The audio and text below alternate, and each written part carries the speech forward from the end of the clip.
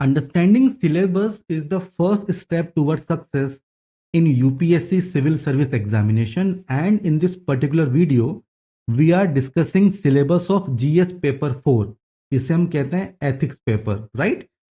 अब देखो, अगर आप नोटिफिकेशन देखेंगे तो 3 terms are mentioned in the syllabus: ethics, integrity and aptitude. But syllabus discuss करने से पहले मैं आपको बता दूं कि this is highly scoring area, right. तो अगर हम GS1, GS2, GS3, GS4 की बात करें, GS4 में बहुत अच्छे नंबर आप ला सकते हैं। तो अगर आपने अच्छे से प्रिपेयर कर लिया ना, you can even score 130, 140, 150 marks out of 250, जो कि बहुत डिफिकल्ट है इन GS1, GS2 and GS3, right. And जहां तक एफर्ट्स की बात है, तो जितना टाइम आप दे रहे हो सोसाइटी को, इंटरनल सिक्योरिटी को या फिर वर्ल्ड हिस्ट्री को, उतना ही टाइम अगर आप दोगे एथिक्स को ना, this is the outcome, right. तो this is highly scoring area and शुरुआत से ही इस पे आपका फोकस होना चाहिए। अब this is about myself, my name is Saurabh Jain, and if you want to connect with me, this is my telegram channel UPSC with Saurabh. आप इसे ज्वाइन कर सकते हैं। तो चलिए अब शुरुआत करते हैं डिस्कशन की, सिलेबस को समझते हैं। तो देखो, इन एथिक्स सिलेबस बहुत सारी टर्म्स आपको मिलेगी in the UPSC notification.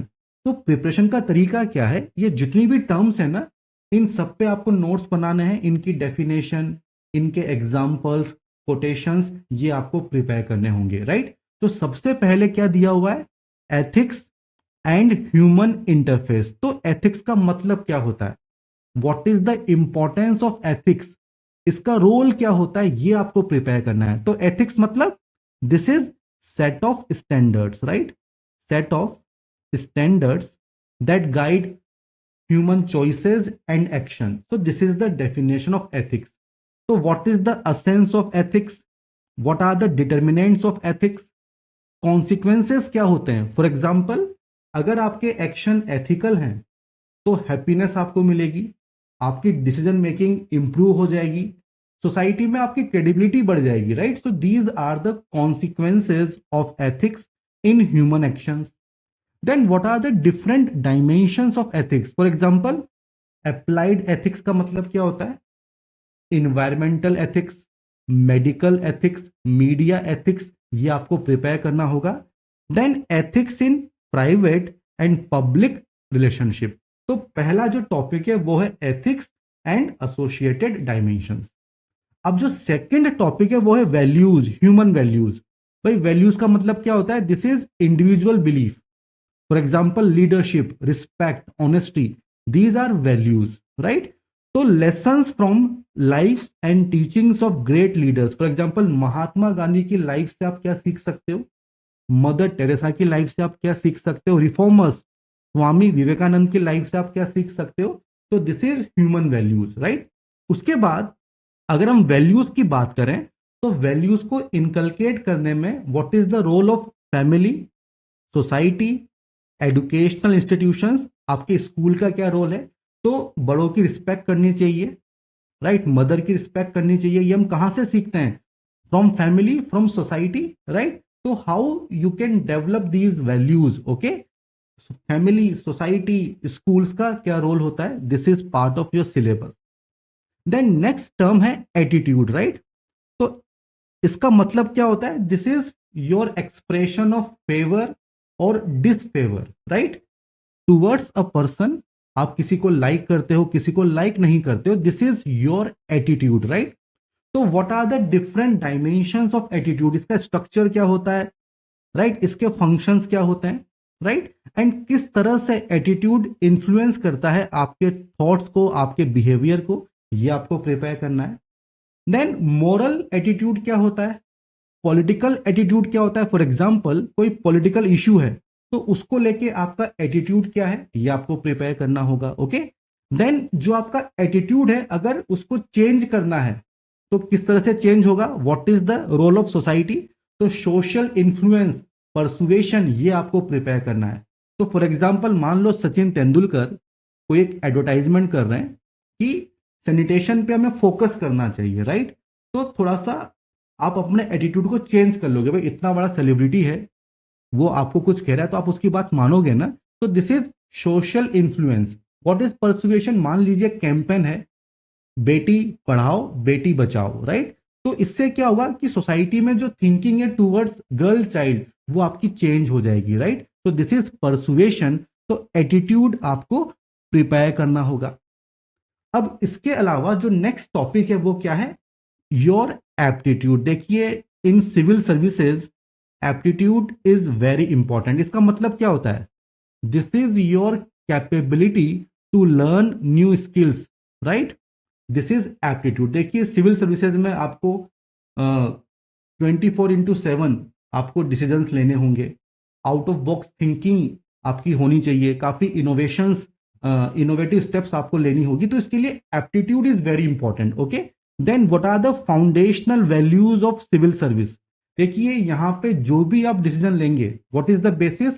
Public interest, welfare of people, specially जो वीकर सेक्शन है उनके इंटरेस्ट को आपको देखना है। इसीलिए there are some foundational values जो सिविल सर्वेंट में होनी चाहिए। For example integrity, for example impartiality. ऐसा नहीं है कि आप किसी पर्टिकुलर रिलीजन को फेवर कर रहे हैं और किसी के अगेंस्ट आप हैं। Non partisanship, objectivity, dedication to public service, empathy, tolerance, leadership, इन सब के बारे में आपको प्रिपेयर करना होगा। This is foundational values, right? उसके बाद जो नेक्स्ट टॉपिक है, this is emotional intelligence, right? अब इसका मतलब क्या होता है?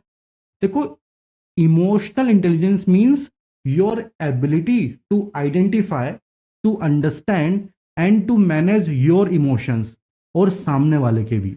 तो जब आप टीम में काम करते हो तो आपके जूनियर के क्या इमोशंस हैं, आपके सीनियर के क्या इमोशंस हैं, आपको पता होना चाहिए ना, तभी तो आप अच्छे से डिसीजन ले पाएंगे, राइट? तो दिस इज इमोशनल इंटेलिजेंस। तो what is the concept, right? इसका यूज क्या होता है इन एडमिनिस्ट्रेशन, इन गवर्नेंस, ये आपको प्रिपेयर करना है। Okay, then contribution of moral thinkers जैसे कि Plato, Kant, right, J.S. Mills, इन सबको आपको प्रिपेयर करना होगा।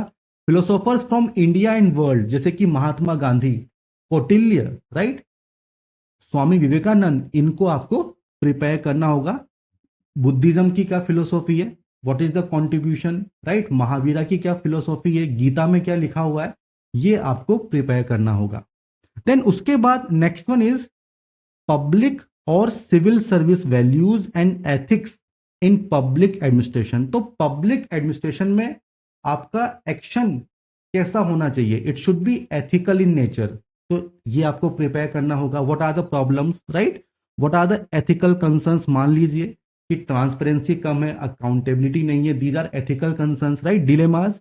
तो मान लीजिए आपके पास पावर है, पोजीशन ऑफ पावर आपके पास है, आप किसी को कॉन्ट्रैक्ट दे रहे हो और वो बेसिकली आपका रिलेटिव है, उससे भी अच्छे लोग बैठे हैं जो डिजर्व करते हैं, बट आप किसको फेवर कर रहे हैं? आप अपने रिलेटिव को फेवर कर रहे हैं। तो these are some ethical concerns, dilemmas, जो आपको प्रिपेयर करना होगा। कैसे इनको रिजोल्व करोगे? ओके, देन जो भी आपका एथिकल कंडक्ट है, राइट, जो भी आपका कंडक्ट है वो सही है कि गलत है, इसको कैसे जज करोगे? Based on laws, rules, regulations and conscience, right? All these are important things जो आपको प्रिपेयर करना है। Then concept of accountability in governance, right? This is very important, right? Then ethical issues in international relations and funding.